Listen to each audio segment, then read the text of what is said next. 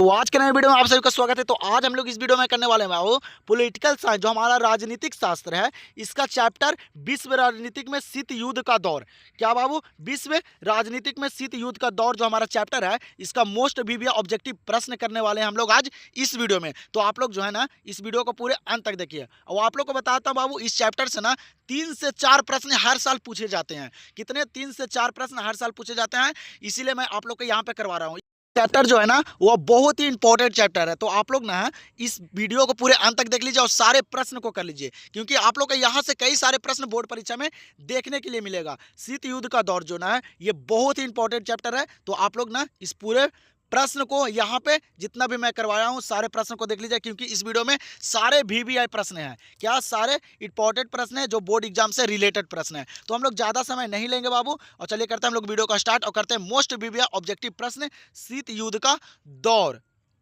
चलिए, तो यहाँ पे ध्यान दीजिए, पहला नंबर प्रश्न दिया गया बाबू। क्या करा है कि शीत युद्ध की शुरुआत कब से माना जाता है? बताइए आप लोग, शीत युद्ध की जो शुरुआत माना जाता है बाबू, वह कब से माना जाता है? और आप लोग को बताता हूँ, आप लोग का अगर आंसर पता होगा बाबू सारे प्रश्न का, तो आप लोग कमेंट सेक्शन में करते चलिएगा, जिससे आप लोग को अच्छे तरीके से प्रश्न याद होंगे, कोई भी दिक्कत नहीं होगा बोर्ड परीक्षा में। तो आप लोग सारे प्रश्न का आंसर कॉमेंट सेक्शन में करते चलिएगा। क्या करा कि शीत युद्ध की शुरुआत कब से माना जाता है? बहुत ही इंपॉर्टेंट प्रश्न है, बोर्ड परीक्षा में पूछा गया प्रश्न है।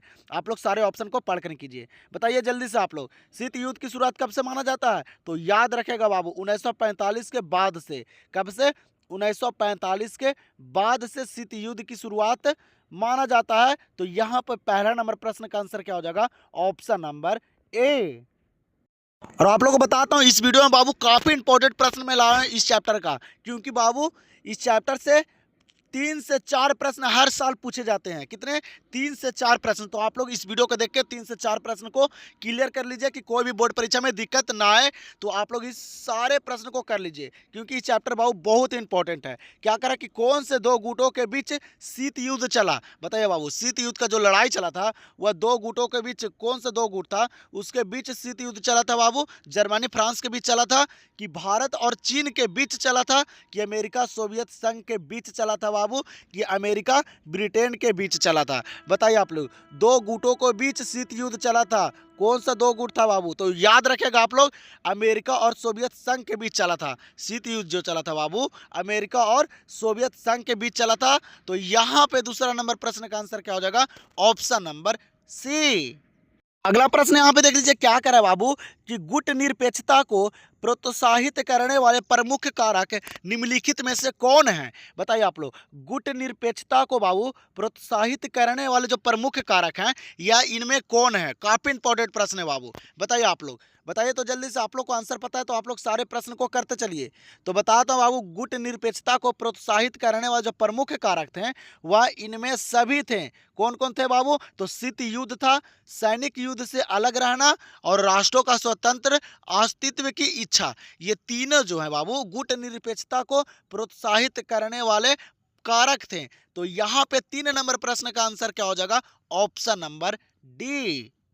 और आप लोग को बताता बाबू, अगर आप लोग इस वीडियो को पूरे अंत तक देख लेते हैं ना, तो आप लोग के यहाँ से सारे ऑब्जेक्टिव क्लियर हो जाएंगे। और इस चैप्टर से, क्योंकि इस चैप्टर में सारे वीवीआई प्रश्न को मैं लाया हूँ, जितना भी चैप्टर में वीवीआई प्रश्न था बाबू, सारे प्रश्न मैं यहाँ पे आप लोग को करवाऊंगा। तो आप लोग जो है इस वीडियो को पूरे अंत तक देख लीजिए और सारे प्रश्न को कर लीजिए बाबू, क्योंकि सारे प्रश्न इंपॉर्टेंट है। ठीक है, सारे प्रश्न इंपॉर्टेंट है, आप लोग को बोर्ड परीक्षा में देखने के लिए मिलेगा यहाँ से प्रश्न। तो आप लोग जो है ये सारे प्रश्न को कर लीजिए। 4 नंबर प्रश्न को देखिए, क्या करा कि सोवियत संघ में समाजवादी शासन की स्थापना कब हुई? तो आप लोग डेट वाले प्रश्न को ना बाबू अच्छे तरीके से याद कीजिएगा, कि आप लोग भूलिएगा नहीं कभी। सोवियत संघ में बाबू साम्यवादी शासन की जो स्थापना हुई थी, वह कब हुई थी? तो याद रखेगा बाबू, कब हुई थी? तो 1922 को हुई थी। कब हुई थी बाबू? 1922 में हुई थी, और 30 दिसंबर 1922 इसका पूरा डेट है। ठीक है, याद रखेगा। तो यहाँ पे 4 नंबर प्रश्न का आंसर क्या होगा? Option number A. अगला प्रश्न को देखिए, 5 नंबर प्रश्न क्या करा कि लाल सेना निम्नलिखित में से किस देश की सेना को कहा जाता है। मतलब यहाँ पे प्रश्न जो पूछ रहा है बाबू 5 नंबर, करा कि लाल सेना जो है वह किस देश को कहा जाता है। बताइए, लाल सेना निम्नलिखित में से किस देश की सेना को कहा जाता है। तो याद रखेगा बाबू, अच्छे तरीके से रट जाइए सारे प्रश्न को। तो सोवियत संघ की सेना को, किसको, सोवियत संघ की सेना को बाबू लाल सेना कहा जाता है। यह प्रश्न अच्छे तरीके से याद कर लीजिए, क्योंकि ये VVI प्रश्न है, बोर्ड परीक्षा में पूछा गया प्रश्न है। तो यहां पे 5 नंबर प्रश्न का आंसर क्या हो जाएगा, option number B.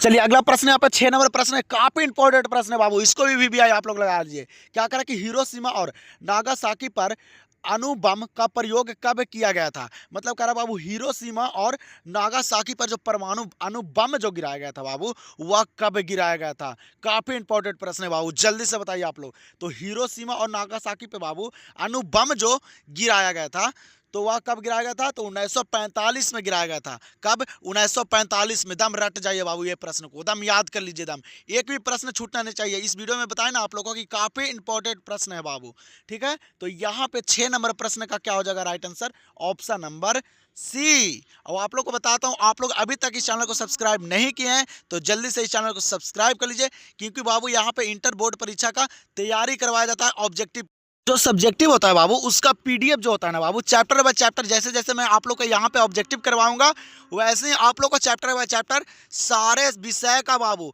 Chapter by chapter subjective का PDF मैं टेलीग्राम पे डाल दूंगा, ठीक है। कहाँ, टेलीग्राम पे। इस वीडियो के डिस्क्रिप्शन में टेलीग्राम का भी लिंक है, जाइए आप लोग टेलीग्राम को ज्वाइन कर लीजिए, ठीक है।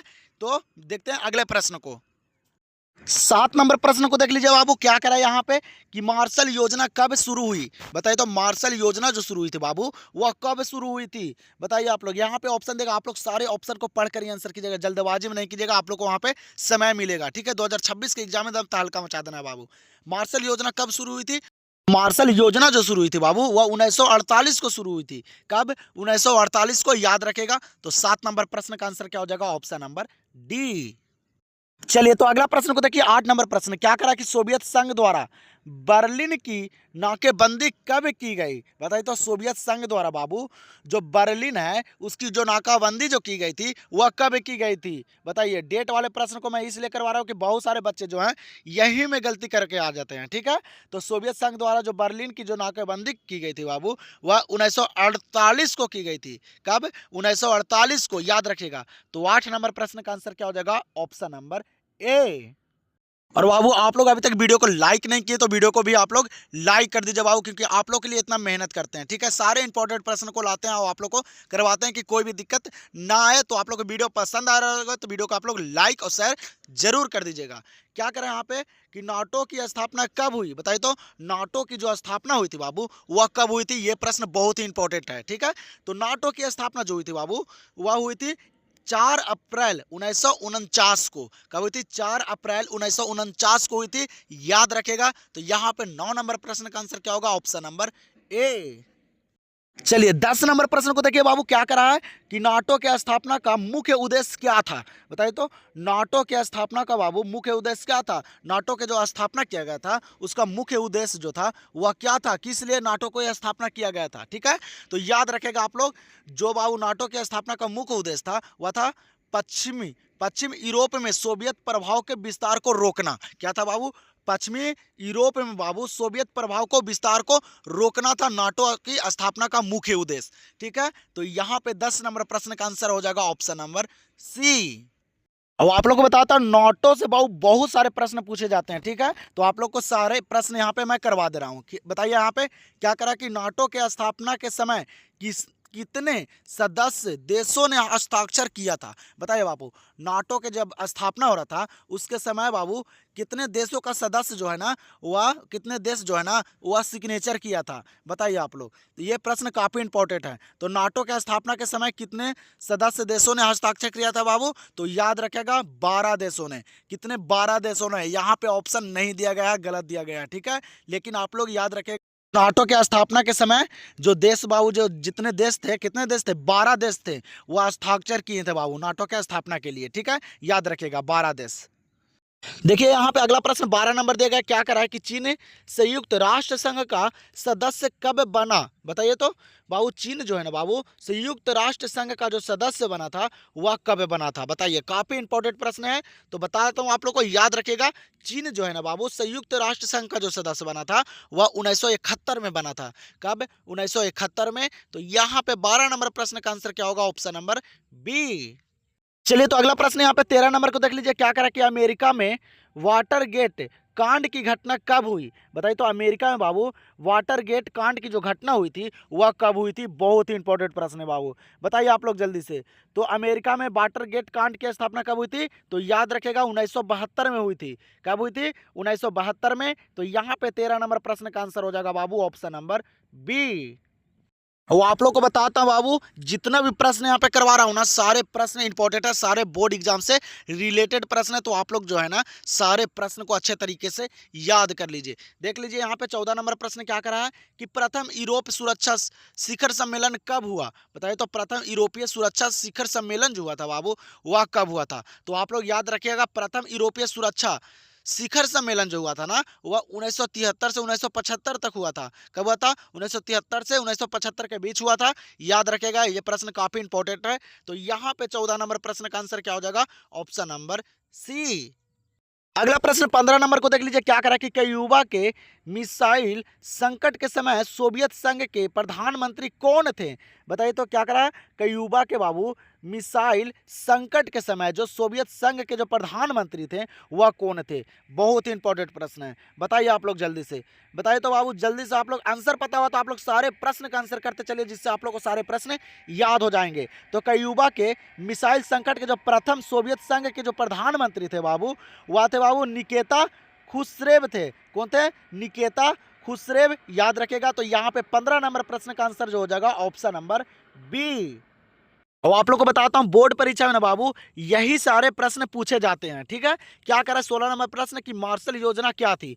मार्शल योजना जो थी बाबू वह क्या थी? बताइए आप लोग, यहाँ पे ऑप्शन दिया गया तो आप लोग जल्दी से बताइए।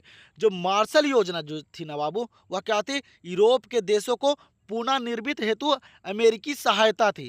क्या थी? यूरोप के देशों को पुनः निर्मित हेतु अमेरिकी सहायता, ये थी मार्शल योजना, याद रखेगा, ठीक है। तो यहाँ पे 16 नंबर प्रश्न का आंसर क्या होगा? Option number A.